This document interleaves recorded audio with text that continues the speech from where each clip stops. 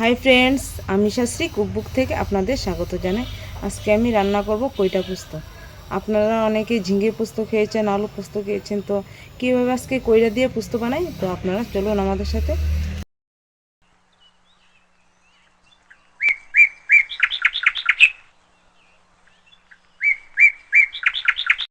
কইটা পোস্ত বানানোর জন্য আমি এখানে একটা কইটা নিয়েছি, তো এটাকে আমি কেটে নিই।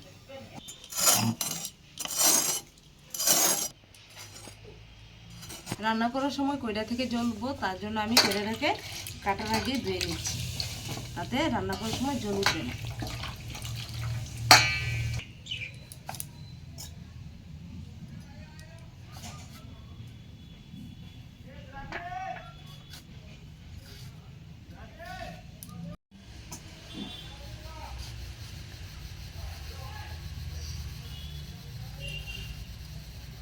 আমি সবটা কইটা কেটে নেব।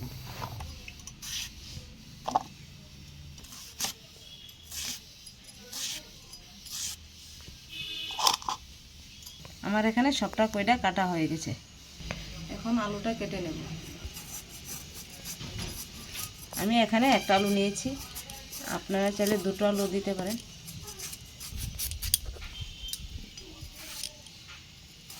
আলুটাকে আমি এরকম ছোট ছোট কেটে নেব। আলুটাও আমি কেটে ধুয়ে নিয়েছি। কইটা পোস্ত রান্নার জন্য আমি প্রথমে আলুটাকে ভেজে নেব। আলু ভাজার জন্য আমি কড়াই গরম হয়ে গেছে, এখন তেল দিয়ে দিয়েছি। এখন আমি আলুটা দিয়ে দেব।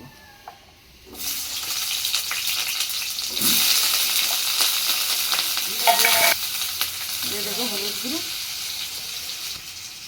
দিয়ে দেবো অল্প লবণ।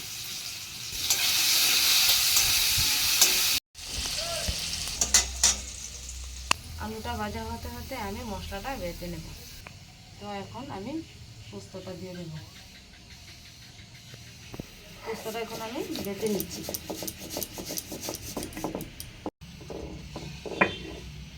পোস্ত আমার বাটা হয়ে গেছে, এখন আমি বেটে নেব গোটা কাঁচামরিচ আর আদা।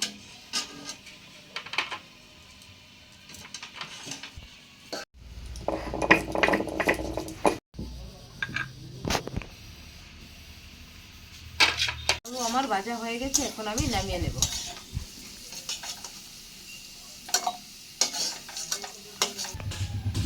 ফোড়নের জন্য এখন আমি আবার সরষের তেল দিয়ে দিচ্ছি। দিয়ে দিচ্ছি একটা তেজপাতা, শুকনো মরিচ দিয়ে দেবো। এখানে পাঁচফোড়ন, মরিচ আদা বেটে রাখা,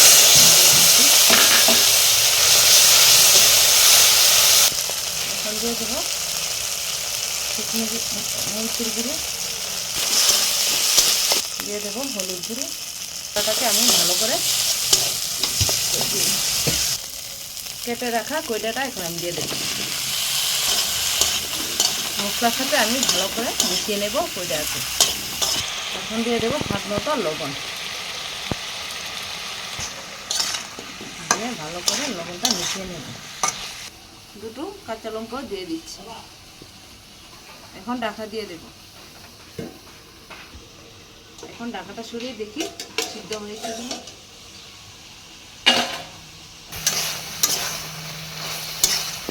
এখন দিয়ে দেব বেটে রাখা আলু। এখন বেটে রাখা পোস্ত আমি দিয়ে দেব। পোস্ত দেওয়া জল আমি দিয়ে দিচ্ছি।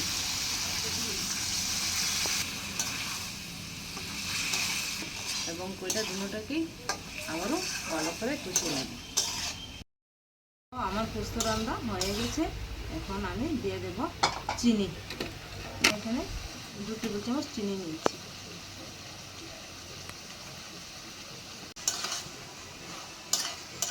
এখন আমি নামিয়ে নেব।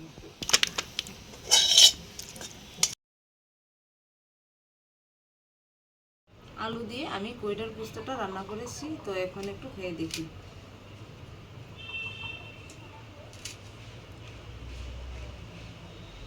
প্রত্যেকটা স্টেপ দেখে দেখে আপনারা ভুল করে রান্না করবেন, আর ছোটো থেকে সবাই খেয়ে তৃপ্তি পাবে।